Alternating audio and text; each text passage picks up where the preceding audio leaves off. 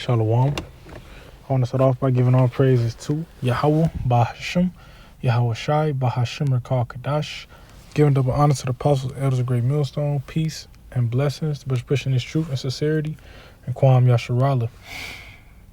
All right, so brother Apash Kudash, come to you again another lesson. All right, and man, I was just at work, and I was just thinking about the oppression here. You go into how many captivities we be in. You go into all the hell we've been catching, and you also can go into why though. But you can also go into those who actually tired of living like this. And you got those that they rebellious, they don't care. All right, but this is Ezekiel 9:4, and the Lord said unto him, go through the midst of the city, through the midst of Jerusalem, and set a mark upon the foreheads of the men that sigh and that cry for all the abominations that be done in the midst thereof. So that's what's going on right now. All right, you gotta, and we're gonna even go to the blue letter on that one just so we can leave with that word mark. But to break it down, literally, right? It's an angel that's giving you the Tawa mark. It's a spiritual mark. You basically being marked for salvation. And we're going to grab it right here. It's a desired mark, a mark as sign of exemption from judgment. So you get the Tawa, or you get the mark for going against the abominations of this place. Or you're going to be saved. And like I was saying, this really going into, people we tired of being here. It gets to a point where you look up and you're like, man, how many days has it been? Like, we want the Lord to come back yesterday. We want the Lord to be here today. We want him as soon as possible. We want to be out of this place. We tired of it. It's the same old wickedness here. You got T to the Rands. You got home, all type of abominations and wickedness here. I'm gonna just use that so they don't mark the video, but you got all type of abominations and wickedness here, and it don't stop. You turn on the TV, you be watching. It's a cool show, man. But they just got to put something wicked in it, some shit that'll make you be like, man, what the fuck? Like, I was just trying to chill, eat my dinner. I'm trying to watch TV, wind down. You gonna put that on live TV? Probably sitting there with your kids. You ready to show them some shit you don't want them to see. You could be at work, and now you getting oppressed because you're scared to lose your job, but it's little shenanigans going on in there that ain't got nothing to do with you, but you know how that go. You get wrapped up in it the whole time. You've been staying to yourself. There's always some bull going on in this place. And that's the light end of it. You really want to get into some bull, let's talk about those 40 acres and a mule. Let's talk about those civil rights pictures where kids was getting hosed down just so they could walk past a red line to get to school faster. Let's talk about how we've been oppressed after the 350 years of slavery. Let's talk about how they gave us dirty ass motherfucking water to drink. If the water fountain was dirty, like, come on, you got to know that dirt was getting in the water.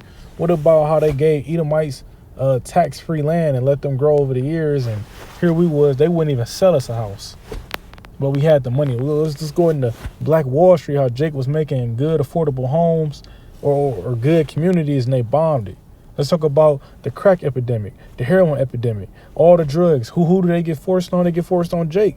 And you know who tired of that shit? The elect. They tired every time we tried to build up, which we can't build up here in America, but every time Jake tried to get on their feet, what did Edomite come do? He come through, he kick you in your ankles and tell you to get back down. All right? And if you tired of that, you sighing and you crying.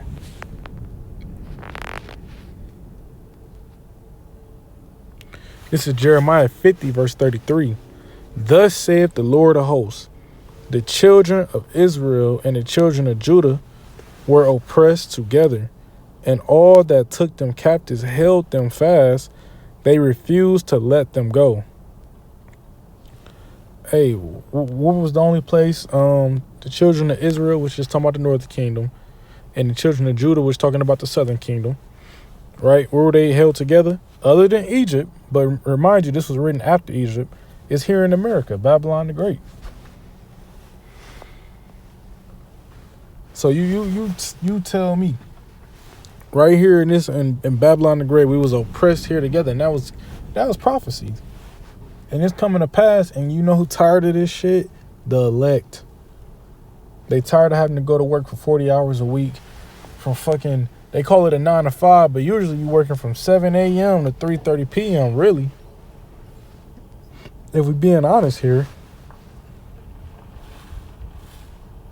And they say refuse to let them go. Hey, like I said, I done called out a couple different ways on how we was doing good. You know, as a nation, as a people, we was doing good, and guess who came through? And FBI informants, and they had agents come through and destroy our communities. You know, you always got a nigga talking about we go back to Africa. You go ahead and get 100,000 Israelites go back to Africa and see what they do to you. Get a good number and see what they gonna assassinate your ass. They don't want to let go. That's why they don't let Jake move up in this society, because they need somebody to warm their coffee up. They need somebody to change their oil. They need somebody to be on the bottom. They just make you niggas think you free. This is Luke 21 and 24. And they shall fall by the edge of the sword, and shall be led away captive into all nations. And this is talking about right after 70 AD. This is Luke 21. This what I know this chapter as is the same. It's the same thing as Matthew 24. Right. So after 70 AD, what was going to happen? And they shall be led away captives into all nations. You know, Jake mainly went to the mountains or West Africa, but you had some Jakes go to South Africa. You had some Southern Kingdom. They went east. They went north. They and guess what? They in fucking captivity right now. Even if they got a so-called ID or whatever, I guarantee you they being oppressed.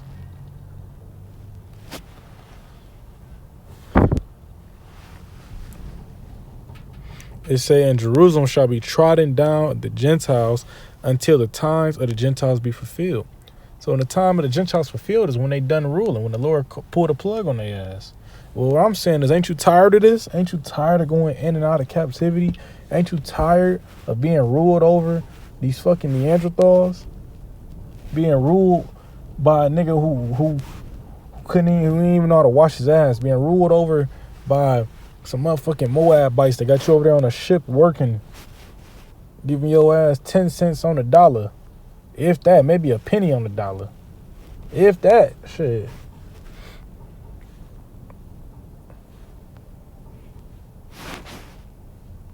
Jeremiah 2 and 14. Is Israel a servant? Is he a homeborn slave? Why is he spoiled? Hey, the word spoiled, that ain't going into what you think it's going into when it just, we're going to grab it in the blue letter. But to break it down, is Israel a servant? That's a rhetorical question. No, Israel is not a servant. All right, and I'm going to grab a quick one, because you know what I saw? Servants.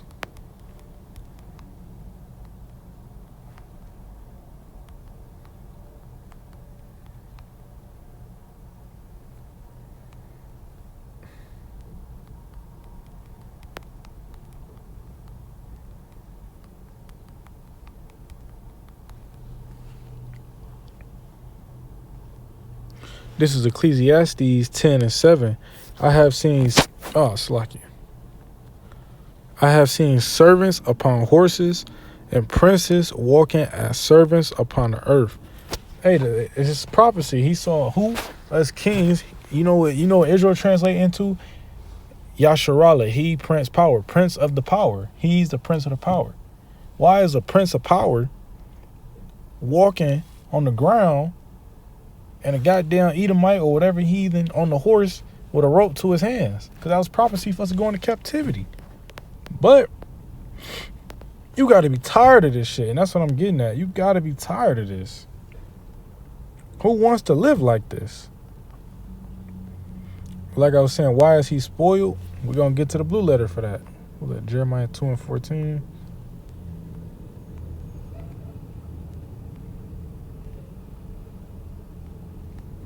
The word spoiled, which is H957, it's a Baz, which spoiled, booty, robbery, spoiled. We've been robbed. What have we been robbed of? We've been robbed of our heritage. We've been robbed of our dignity. We've been robbed of our riches. We've been robbed of our women. We've been robbed of our fucking mental peace. Anything you can imagine, this devil is gonna try to steal it. We've been robbed of our homeland. Been robbed of our anything you hold dear to you. You've been robbed of it.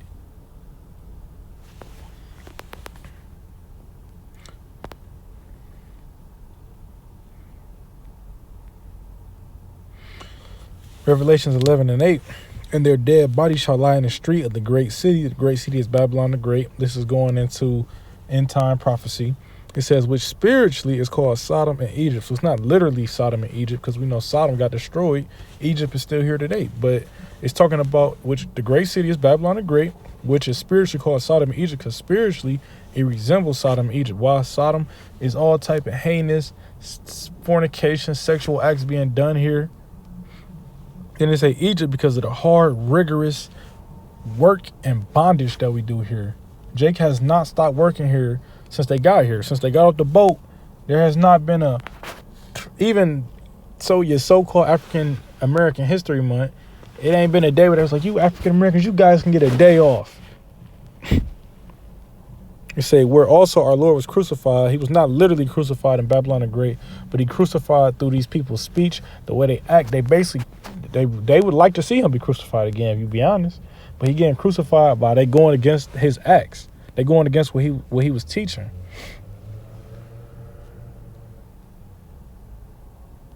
This is Psalms 106, verse 41 and 43. And he gave them into the hand of heathen, them being Israel, the heathen being everyone outside of Israel, your Japhites, your Moabites, your Cushites, your whatever, your Edomites, whatever.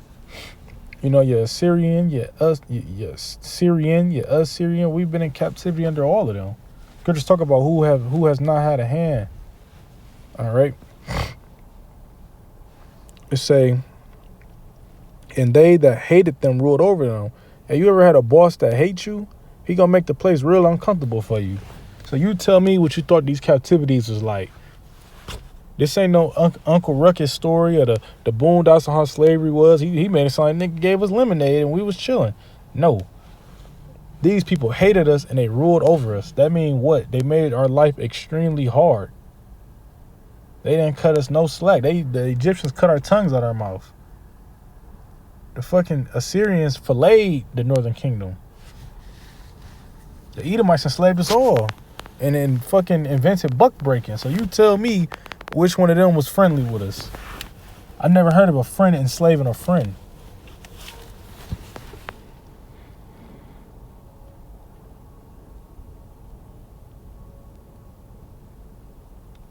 That's pretty much all I wanted off of that. I'm going to get this Lamentations 1 and 3. Judah is going to captivity because of affliction. So the Lord doing this to afflict Judah. They say, and because of great servitude, she dwelleth among the heathen. So the Lord making us serve. Do we not dwell among the heathen right now?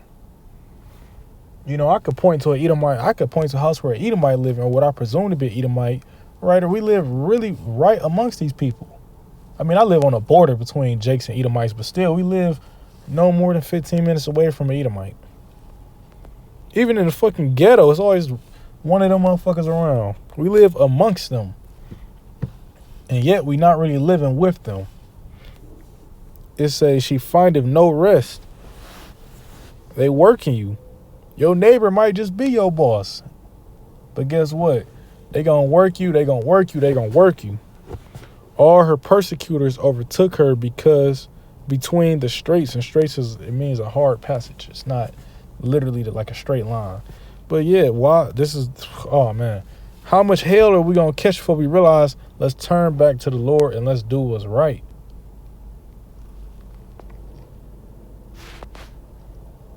Hosea 5 and 11, and I'm going to end it here.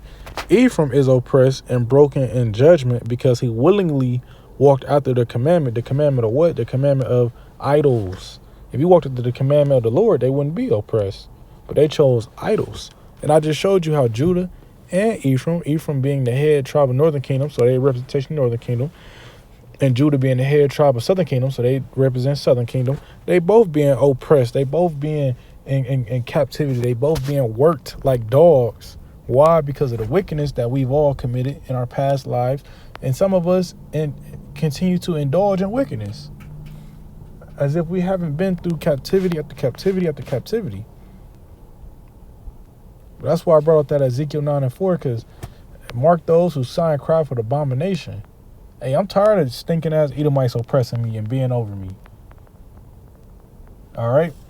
Help this edifying. I want to give all praises to Yahweh, Bahashim, Yahweh Shai, Bahashim, Rakal Kadash, giving double honors to the apostle, elders, great millstone, peace and blessings, best pushing this truth and sincerity, and Kwam Yasharala.